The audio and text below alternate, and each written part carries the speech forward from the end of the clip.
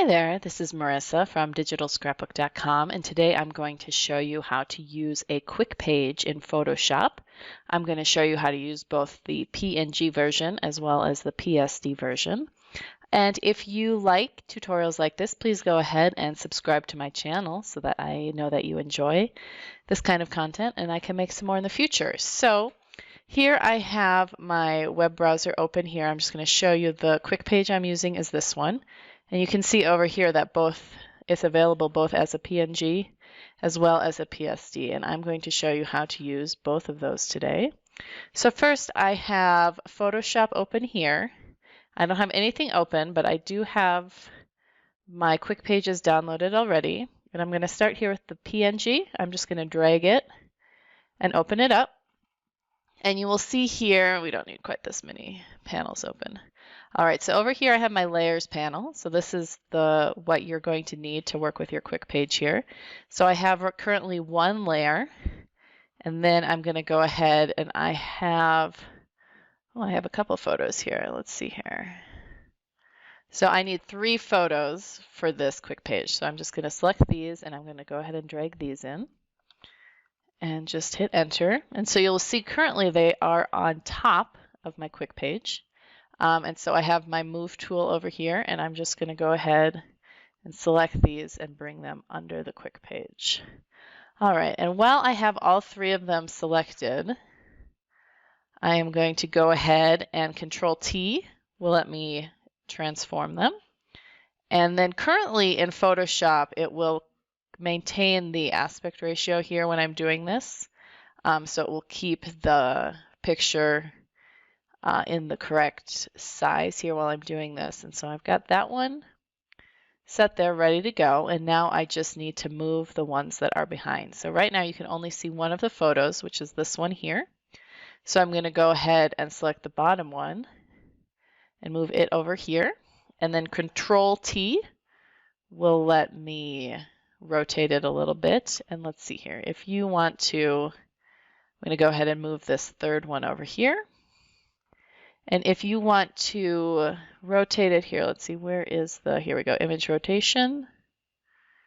And let's see here, is that what I want? No. Where is the actual, here we go, free transform under edit. And that will bring up the rotate box right there. And I have that there.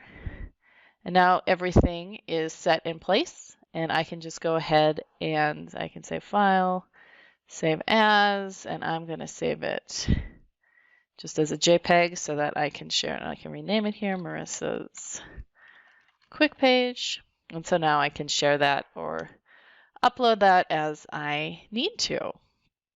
All right, so also there was a second option here, which is this PSD version. So the PNG will open up in most photo editing programs. The PNG format is quite versatile, so you'll be able to work with that in many programs. The PSD is a bit more limited because you can see here when I've opened it up, there are quite a few layers already included, so I can actually go ahead and move around a lot of these pieces. But again, I'm going to bring in my 3 photos here.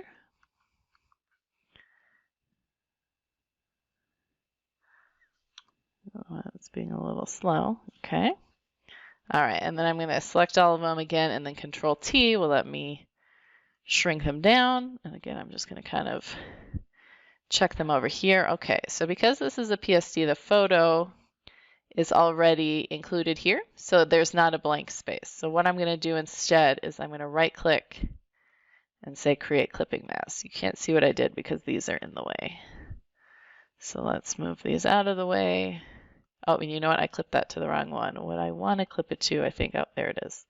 All right, now I've got them in the right spot. All right, that's that. Okay, so I just need to drag this here, clip that there, do my Control-T again, rotate that up. And then this one, I'm going to bring down here, right-click, Create Clipping Mask, and then Control-T lets me rotate that a little bit. Okay.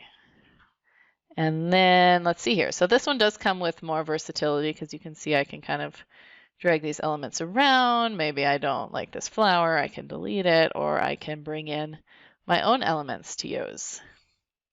All right, I hope that was a helpful video for you. If it was, please go ahead and give me a thumbs up and subscribe to my channel. And have a great day.